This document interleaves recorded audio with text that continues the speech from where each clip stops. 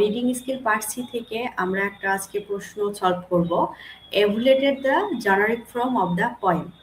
এটা আমরা সলভ করব অন হিজ ব্লাইন্ডনেস এই কবিতাটা থেকে। হ্যাঁ, তো আজকে শুধু এই প্রশ্নটা আমরা সলভ করব না, এটার আমরা একটা নিয়ম শিখব। অর্থাৎ আজকে আমরা জেনারিক ফর্মের নিয়ম শিখব। তাহলে তোমার যে কোনো প্রশ্ন, যে কোনো কবিতা থেকেই, যে কোনো কবিতা, ধরো তুমি কবিতাটা জানোই না, বাট এই এই প্রশ্নটা যদি আসে, মানে জেনারিক ফর্মটা চায় ওই কবিতার, তুমি অ্যান্সার করতে পারবে ইনশাআল্লাহ। আচ্ছা, তো চলো আগে রুলটা দেখি আমরা।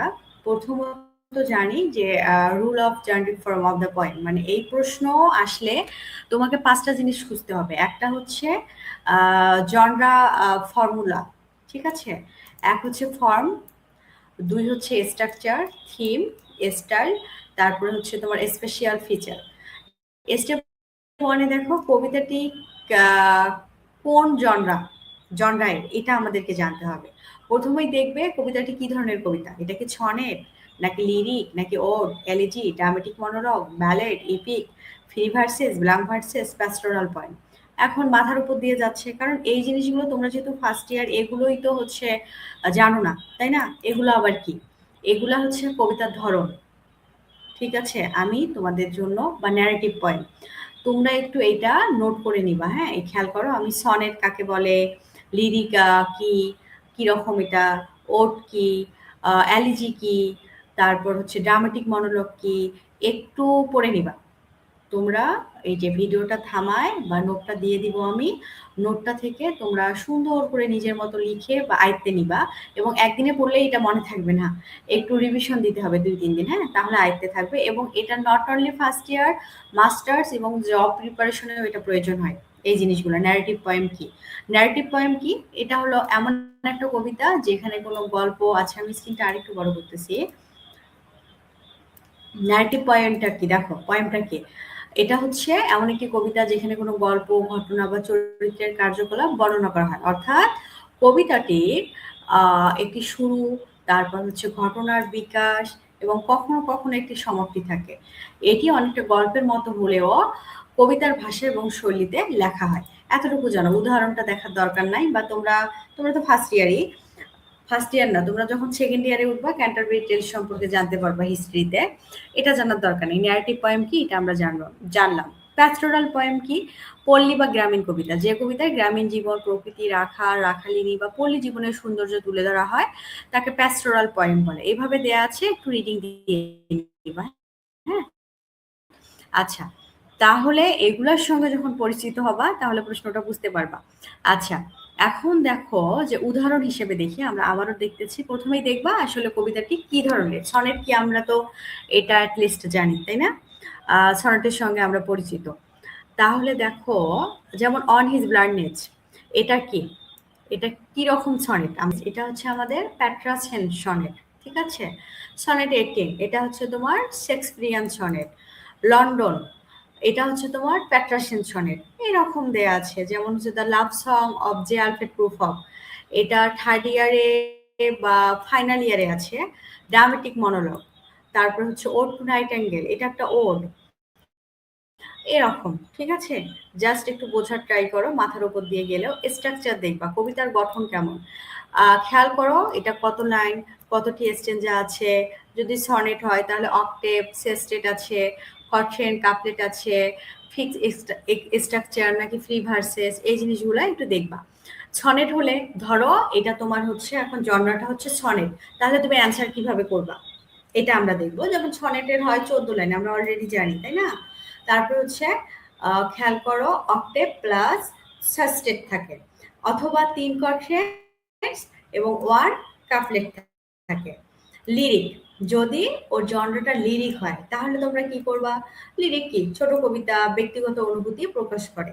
তারপর থিম দেখাবা, অবশ্যই থিম দেখাবা। জনরা বোঝার জন্য থিম খুব গুরুত্বপূর্ণ।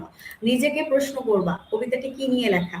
লাভ নিয়ে লেখা, নেচার নিয়ে লেখা, রিলিজিয়ন নিয়ে লেখা, নাকি ডেট নিয়ে লেখা, নাকি প্যাট্রিয়টিজম নিয়ে লেখা, নাকি ফিলোসফি নিয়ে লেখা, নাকি পার্সোনাল ইমোশন নিয়ে লেখা। প্রশ্ন করে যে অ্যান্সারটা আসবে ওটাই থিম, মেন জিনিসগুলো আসবে, ঠিক আছে? আচ্ছা, যেমন অন হিজ ব্লাইন্ডনেস, এটা রিলিজিয়ন, এটা spirituality, faith, passion, service to god, এই জিনিসগুলো, ঠিক আছে? তাই এটি ডিভোশনাল এবং মেডিটেটিভ সনেটও। আচ্ছা, এখন কথা হলো আপু, আমরা তো ডিভোশনাল এবং মেডিটেটিভ সনেট কি বুঝি না, নিচে সংজ্ঞা দিয়ে দিচ্ছি, একটু দেখে নিবা। আচ্ছা, এটা না কঠিন যদি হয়, এই যে নতুন নতুন অনেক কিছু শিখতেছো তাই না, মোটামুটি প্রথম দিন পড়লে মাথার উপর দিয়ে যাবে, তারপরের দিন পড়লেও না হয় মাথার উপর দিয়ে যাবে, ২-৪ দিন যখন রিভিশন দিবা এই জিনিসগুলো দেখবা আয়ত্তে থাকবে ইনশাআল্লাহ। ডিভোশনাল সনেটটা কি, মানে ভক্তিমূলক সনেট। ডিভোশনাল সনেট হলো এমন একটি সনেট যেখানে ধর্ম, ঈশ্বরের প্রতি ভক্তি, স্পিরিচুয়াল বিশ্বাস, প্রার্থনা, ঈশ্বরের ইচ্ছার প্রতি আত্মসমর্পণের বিষয়গুলো প্রকাশ পায়। উদাহরণ কি, অন হিজ ব্লাইন্ডনেস, যেটা হচ্ছে জন মিল্টন লেখেন। আচ্ছা, মেডিটেটিভ সনেট কি, ধ্যানমগ্ন বা চিন্তামূলক সনেট, এটাও কিন্তু অন হিজ ব্লাইন্ডনেস, অর্থাৎ এমন একটি সনেট যেখানে কবি কোনো বিষয় নিয়ে গভীরভাবে চিন্তা করেন এবং সেই চিন্তার মাধ্যমে একটি উপলব্ধি বা সত্যে পৌঁছান। আমরা জানি যে আমাদের জন মিল্টনের যে কবিতাটা আছে, যদি তোমরা না দেখে থাকো এই কবিতাটা, ইউটিউবে পাবা। আমার reading skill, first year reading skill play, তোমার হচ্ছে প্লে, কি বলে এটাকে, প্লে লিস্টে পাবা। পাওয়া অন হিজ ব্রাইটনেস, এখানে দেখতে পারবা যে উনি ওনার ইয়া নিয়ে খুব চিন্তিত ছিল, যেহেতু উনি কি ছিল, অন্ধ ছিল। সো উনি উনি উনি উনি গভীর চিন্তায় ছিল যে গড কি, আমি তো অন্ধ, মধ্য বয়সে অন্ধ হয়ে গেছি, এখন গড কি আমার কাছে কিছু আশা করে? আচ্ছা, স্টাইল অ্যান্ড ল্যাঙ্গুয়েজ দেখাবা, দেখবে যে কবির লেখার ধরন কেমন, পার্সোনাল, ফিলোসফিক্যাল, মেডিটেটিভ, নাকি হচ্ছে ন্যারেটিভ, নাকি ড্রামাটিক, নাকি মিউজিক্যাল, নাকি ইমোশনাল। আমি যে উপরে এই যে দিলাম মেডিটেটিভ কাকে বলে, এটা কিন্তু আয়ত্তে রাখতে হবে। ন্যারেটিভ কি, কিরকম, ড্রামাটিক কি, একটু আয়ত্তে রাখলে পারবা। আচ্ছা, উদাহরণ দেখো, অন হিজ ব্লাইন্ডনেস, এটা হচ্ছে যেমন পার্সোনাল, ফিলোসফিক্যাল, মেডিটেটিভ এবং ডিভোশনাল। আচ্ছা, স্টেপ 5 দেখবা যে স্পেশাল ফিচারগুলো কি কি, জনরায়ের বৈশিষ্ট্যগুলো লিখবা। যেমন যদি সনেট হয় তাহলে 14 লাইন হবে, ফিক্সড রাইম স্কিম হবে, ভোল্টা, ভোল্টা কি এটা আমরা একটু পর দেখতেছি। তারপর কম্প্যাক্ট স্ট্রাকচার হবে, ফিলোসফিক্যাল অ্যান্ড অর ইমোশনাল এক্সপ্রেশনটা হবে। 10 মার্কের অ্যান্সার, একটু কষ্ট তো করতেই হবে, ঠিক আছে? একটু যদি কষ্ট করো, যে কোনো কবিতায় আসুক, তুমি কিন্তু এর জনরাটা বের করতে পারবা, ঠিক আছে? আচ্ছা, ভলটা কি আমরা দেখি, নতুন নতুন শব্দ তাই না? ভলটা হচ্ছে ইতালীয় ভাষা থেকে এসেছে, যার অর্থ টার্ন বা মোড় পরিবর্তন করা। কবিতায়, বিশেষ করে সনেটে, ভলটা হলো সেই অংশ যেখানে কবির চিন্তা, অনুভূতি, যুক্তি বা বিষয়বস্তু গুরুত্বপূর্ণ পরিবর্তন ঘটে। উদাহরণ কি, অন হিজ ব্লাইন্ডনেস, প্রথমে 8 লাইন অক্টেভ, যেমন মিল্টন তার অন্ধত্ব নিয়ে দুঃখ প্রকাশ করেন, তিনি ভাবেন ঈশ্বর কি তার কাছ থেকে কাজ আশা করেন। পরের 6 লাইন হচ্ছে সেস্টেড, সেখানে কি প্যাশেন্স তার প্রশ্নের উত্তর দেয়, তিনি উপলব্ধি করেন যে ধৈর্য ধরে ঈশ্বরের ইচ্ছা মেনে চললেও ঈশ্বরের সেবা। এখানে প্রথম 8 লাইনের পরে চিন্তার পরিবর্তন হয়েছে, তাই এখানেই হচ্ছে ভলটা। ভলটা বুঝছি? আচ্ছা, আহ 2-3 দিন যখন পড়বা, রিভিশন দিবা, ইনশাল্লাহ এটা মনে থাকবে। যদি ড্রামাটিক মনোলগ হয়, জনরাটা যদি তোমার ড্রামাটিক মনোলগ হয়, তখন কি করবা? ড্রামাটিক মনোলগে তোমার হচ্ছে সিঙ্গেল স্পিকার থাকে, সাইলেন্ট লিসেনার থাকে, হ্যাঁ, রিভার্স করে সাইকোলজি এবং ড্রামাটিক টোন। যদি ওড হয় তাহলে দেখো তোমার হচ্ছে এলিভেটেড করে ল্যাঙ্গুয়েজ, মানে হচ্ছে উন্নত ল্যাঙ্গুয়েজ থাকে, সিরিয়াস টোন থাকে, তারপর প্রাইজ অ্যান্ড অ্যাডমিরেশন থাকে, ইমোশনাল এক্সপ্রেশন থাকে। এলিজি হলে তো দুঃখ থাকবে, তারপর হারানোর ব্যথা বেদনা থাকবে, এলিজি মানেই কষ্ট, বুঝছো? স্যাড টোন থাকবে, রিফ্লেকশন থাকবে, জেনারিক ফর্ম লেখার ইউনিভার্সাল স্ট্রাকচার। সো মোটামুটি তুমি যদি এলিজি চেনো, ড্রামাটিক মনোলগ চেনো, অর্ট চেনো, তারপরে সনেট চেনো, তারপরে হচ্ছে এই জিনিসগুলো যদি চেনো, হ্যাঁ, তাহলেই এনাফ, তোমাকে কেউ আটকাইতে পারবে না। সো একটু রিভিশন দিতে হবে। আমি এই ক্লাসটা শেষে আমি এখানেই বলে দিব কিভাবে এটা আয়ত্তে নিবা। তারপর জেনারিক ফর্ম লেখার ইউনিভার্সাল স্ট্রাকচার দেখো, যেকোনো কবিতার জন্য এই স্ট্রাকচার ফলো করবা। যেমন ফার্স্টে ইন্ট্রোডাকশনে লিখবা the poem belong to the genre for of কি, ড্রামাটিক মনোলগ হলে ড্রামাটিক মনোলগ, সনেট হলে সনেট দিবা। তারপর ইট কনসিস্ট অফ কি, কি লাইন, কত লাইন, যদি সনেট হয় 14 লাইন, কত স্ট্যান্জা সেটা দিবা। কি ফলো করে, কি ফলো করে সেটা দিবা। থিম কি, দ্য পোয়েম ডিল উইথ, থিমটা অবশ্যই দিবা। থিম কি, যদি তোমার হচ্ছে আমরা উপরে দেখলাম না, অন হিজ ব্লাইন্ডনেস হয়, তাহলে তার থিমগুলো কি কি ছিল বলো তো? মনে আছে তার থিমগুলো কি কি ছিল?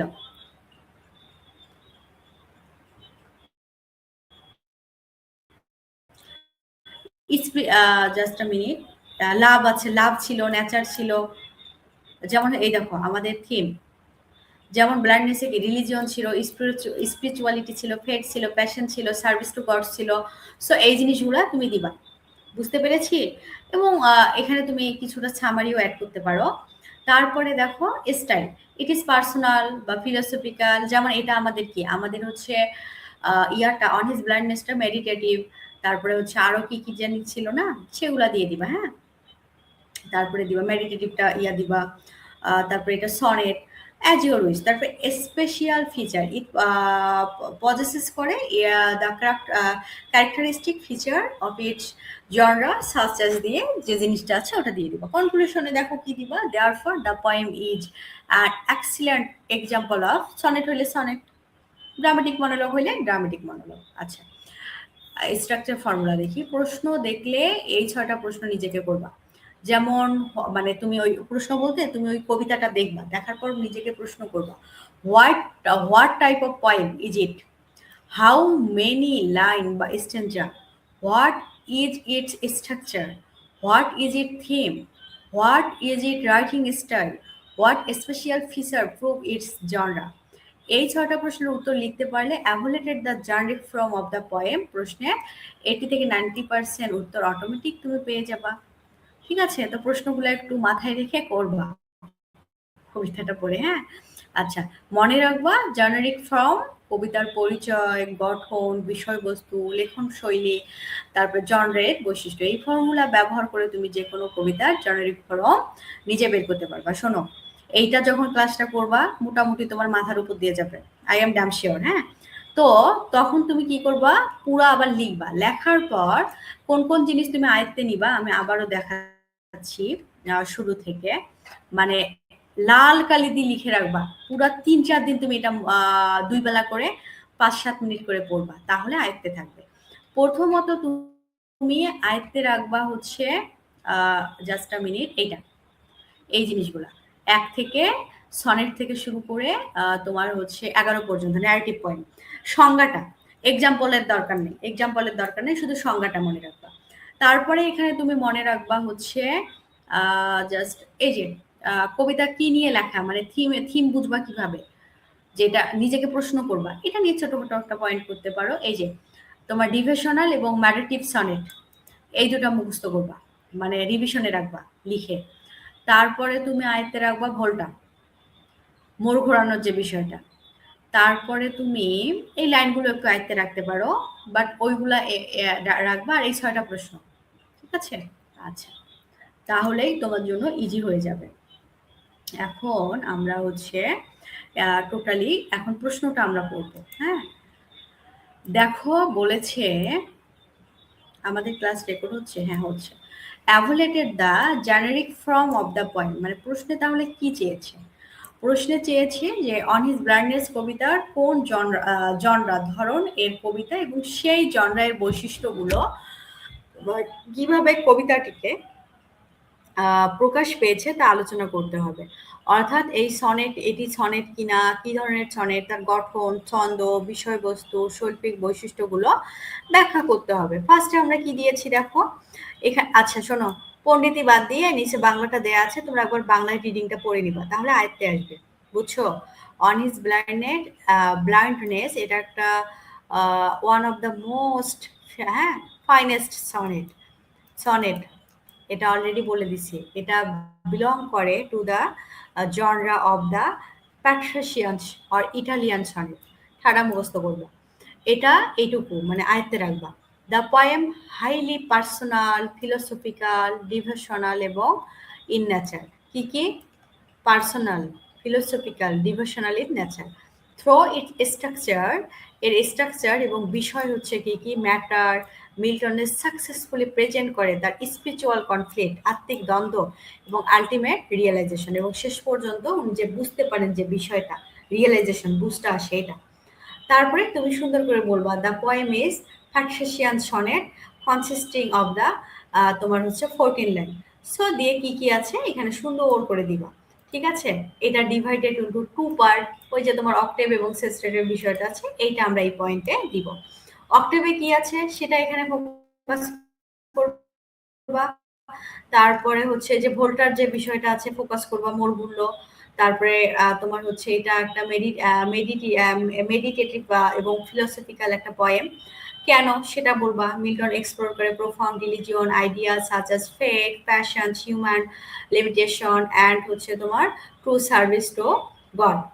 যাই হোক, এটা কি আছে, এটার হচ্ছে পার্সনিফিকেশনটা হচ্ছে ধৈর্য, এই জিনিসগুলা দিবা। হ্যাঁ, তারপরে দেওয়ার পর ইন কনক্লুশন দিবা। কিছু নাই, দেখছো? মানে তুমি যদি জাস্ট আমি যেগুলা একটু আগে আয়ত্তে রাখতে বলছি সেটা করতে পারো তাহলে সুন্দর হবে। এবং সুন্দর করে আমরা একটা কনক্লুশন দিয়েছি। ব্লাইন্ডনেস, তোমার অন হিজ ব্লাইন্ডনেস এই কবিতাটি একটা excellent example of Faxian sonnet. কেন?